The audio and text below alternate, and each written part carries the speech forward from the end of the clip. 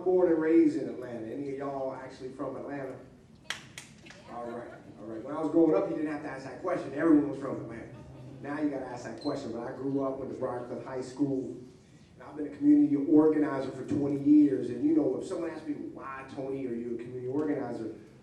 One of the reasons that always comes to my heart and my mind is how important roots are, right? In my life, I ain't nothing without my roots, my family, my history. And when I talk about my roots and all the people I've worked with organizing for 20 years, I find roots are pretty important to people. And when you talk about roots, home always comes up. How important your home is. That home, that piece of land, being able to go back to. And seeing what this system's doing to roots is really one of the main reasons why I fight. And where I really got my teeth cut, I was 10 years in Miami fighting with folks in Liberty City around housing. They were going after public housing there. And they tore down a public housing project, and we were in a fight for 10 years to have people have a right to come back and live there. And one of the most powerful moments of my life was when we took back, it had been 3 years, people, they had torn down the public housing, people were scattered all over. We had lost a lot of people that were in the fight. So we took over the last vacant public housing building. We just took it over in the middle of the community and set up a sign. It was a Find Our People campaign. Come back home. If this was your home, right? Come back. Let's come together and let's start the fight. And people started to come. And we filled up. We found 400 people who had been displaced. And one day I stepped back and I looked at the sign and I saw crosses by some of the names. Y'all know what those crosses meant? They had passed away. Now, I'm not a scientist, but when we looked at that and said the number of people that died in 3 years after being kicked out of their home, that's not an accident. That's what happened when you cut people off from their roots. And the people who hadn't died, the people who had depression and all kinds of illnesses because of the pain and suffering from being disconnected from your roots. So that's a little bit about why I do what I do. Because what the stories you know, there's suffering that comes when you take someone's home, right? So part of my drive is to fight to stop that suffering. And I tell you, when we saw these presentations, sometimes it gets complicated. To tell you the truth, I didn't know what the hell Fannie Freddie was. Fannie Mae sounds like something good. Fannie Mae, Freddie Mac sounds like a friend of mine, right? So, and I start reading about Fannie, it gets complicated, but you know what? I'm here to say that really, I think things are very simple. Very, very simple. And there's two things that we got to understand. One, what is the cause of our suffering? What is the cause of people being ripped out of their house, cut off from their roots? What's causing that, and what's the solution? I tell you, both the cause and the solution, I think, are very, very simple. But we got to be clear about that. Y'all know if we got a disease, Ms. Frazier talked about a disease, there is an epidemic. It's an epidemic of greed. We need to understand our disease, because if we don't understand our disease, you end up fighting the wrong thing, right? So I tell you, the cause for me, the very simple cause is greed. And it's greed driven by the people running things, which are the big banks and the big corporations. Right?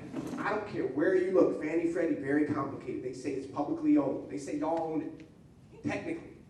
We own Fannie and Freddie, right? The government owns it. But who really controls it? That's when it becomes simple. Bank of America, Chase. I don't give a crap if they tell us we own it. We know who's controlling it. And the truth is, if you look at the CEO of Fannie Mae, that someone we hired, a CEO, guess who he used to work for? Bank of America. CEO, Fannie Mae, Bank of America. Freddie Mac, CEO, Chase. You want to look at their board of directors? Guess where they used to work? Right? None of us, the big banks. So it's very clear who's controlling things and who's running things, right? For us, life is very simple. Home is about our roots, is about life. People should be able to have a house to live in and thrive in. It shouldn't be about money. But the banks control housing and land, and they're going to use it to make money. And that's what's causing this problem. So we got to keep that in mind, the cause, right? And just to give you a little sense of how deep this goes, y'all know the scam, Bank of America, everyone, they sold all these loans that were bad loans, right? Bad loans, knowing people couldn't pay. Well, guess what they did? After they made their money, guess who they then turned the bad loans over to? Fannie and Freddie. Fannie and Freddie bought all the bad loans. But when Fannie and Freddie bought the loans, they said, Bank of America, listen, if we find out that this loan is bad in the contract, we have a right to make you pay, right? Because if we're taking this loan and you knew from the beginning that the homeowner couldn't pay, right, it's a bad loan. But guess what? Is Fannie and Freddie making Bank of America pay? No. Because it's one and the same. They're hooking each other up. So the corruption runs very deep. So what we find is everything Fannie and Freddie is doing, even though we technically own it, is bad for us. They're kicking us out of our home, right? And guess who they're selling the homes to, right? You may have this gentleman saying, look, I can't pay this ridiculous mortgage based on this inflated value. I can pay a reasonable mortgage based on the real value of the house. They say, oh, hell no, you're out. They kick you out, and then they sell it to an investor, one of their friends, for less than what you were offering, right? This is how deep the scam runs. Fannie Mae in L.A., Los Angeles, just this week sold 500 properties in bulk to an investor. And they won't reveal how much the investor had to pay, because we all know it's dirt cheap. It's less than the original homeowner or renter was willing to pay, right? This is the level of scam that's going on. One other thing about the cause we need to understand is greed, but there's another piece of the cause we got to be very clear about. This crisis hits everybody. It hits black families, it hits white families, Latino families. But let's be clear, this racism, everyone's not being hit the same, right? So the black community in this country has been hit the hardest. The most amount of wealth of any community that's been stolen in this crisis is from which community? The black community. That's not an accident. It's not an accident. So they're targeting everyone, but there is racist targeting too going on. Let's be very clear about that.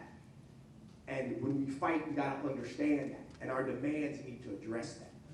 So let me talk a little bit about the solution. So the cause is very simple. We got a disease, it's greed, and it's caused by the big banks and corporations, right? So that means when we fight Fannie and Freddie, we're not just going to the Fannie Freddie office. We're going to expose Fannie. We know who's pulling your strings. It's Bank of America. A matter of fact, one of the persons on the board is a woman by the name of Carolyn Bird. She owns a company called Global Tech Financial, a global financial company. Guess where they're headquartered? Atlanta, Georgia. She's on the board of Freddie Mac, right? So when we go to Freddie, we're not going to act like we don't know. We're going to be like, we know who's running you. We may even visit Carolyn Bird at her house. Maybe we need to pay her a visit. Say, hey, a lot of people don't know you, Carolyn. We know you running Freddie Mac. We may have to go to her company, right?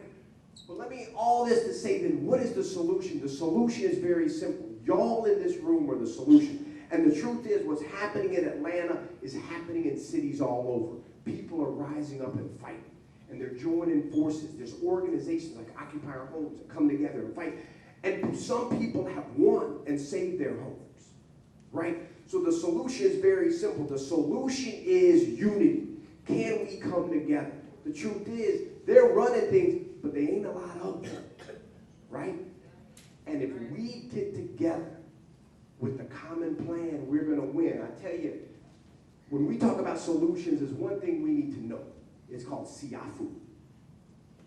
Anyone know what a siafu is? What's that, Tony? No one knows siafu? Siafu is an ant. It's a type of ant in Africa. That, guess what?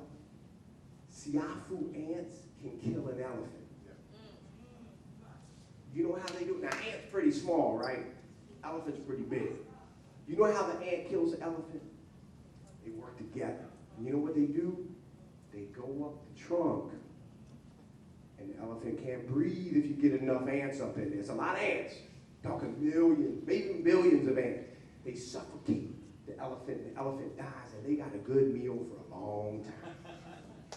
Okay? So the answer is very simple. It's Siafu. Can we come together and act together? Let me tell you something.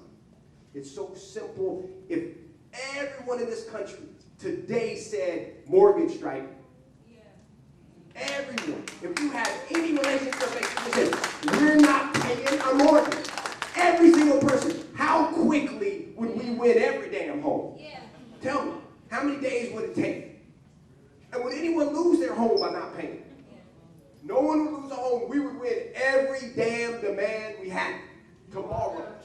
Keep going, Tony. Oh, sorry. Thank you, sir. So, I'm just saying, keep that in mind.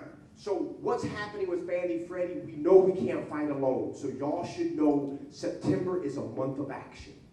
And people all around this country are coming together to fight. These folks here in Atlanta are leading the way in Atlanta. But we're going to hit Fannie and Freddie headquarters, regional headquarters, in 4 cities in 1 week. So the week of 10th through the 14th, we're hitting Chicago, Los Angeles, New York, and Atlanta, Georgia. Same week, we're going to Fannie and Freddie. And we ain't going with just one person. We're going with Fannie and Freddie fighters and supporters from all over the region. So in Atlanta, you know who's coming? Bus from Miami, bus from Orlando, bus from Chattanooga, bus from Charlotte. Because all those folks, they're fighting Fannie and Freddie. They're coming here to the headquarters. In Los Angeles, Las Vegas coming. San Francisco coming, Oakland coming, Chicago, you got Detroit coming to Chicago, Ohio coming, New York, we got buses from Rhode Island and Massachusetts. So people are coming all over, and we're going to show we're unified, we're together, we're not going to stop until we win. And after that, the week of September 10th through the 14th, September 27th, we're all coming together, going to D.C., the head of the month. And we can all take them on. So we need y'all to get on the bus to fight here and then join us in D.C. Right? And we know if we unite, Siafu wins. All right? Keep strong.